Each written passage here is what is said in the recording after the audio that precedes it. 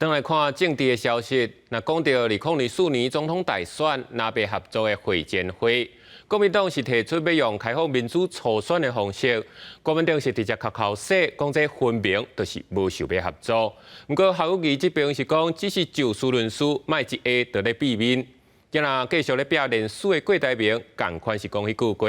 讲家己才是顺应主流民意，有才调来促成在假的大联盟。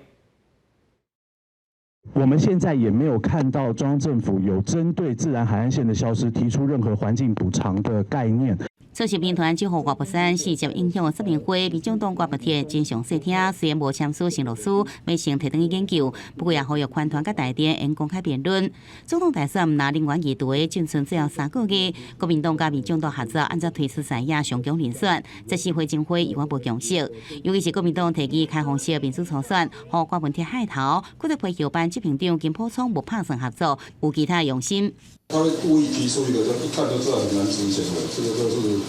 我看他也没有打算要合作，要么就离开学校太久了，你知道吗？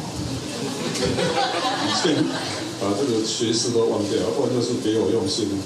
我觉得不应该是，就是说你不照我的方式，我们就不谈了。怎么今天突然一下，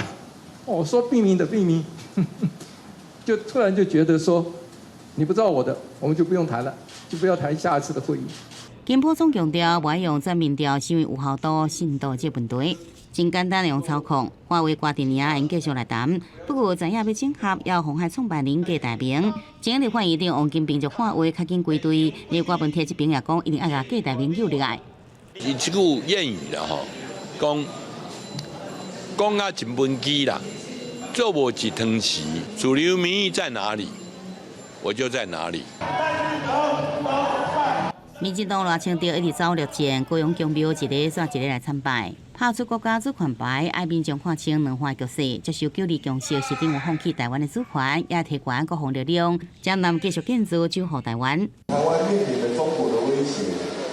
在这个时候，我们全国人民不分党派、不分族群，都应该要团结在一起，共同守护国家。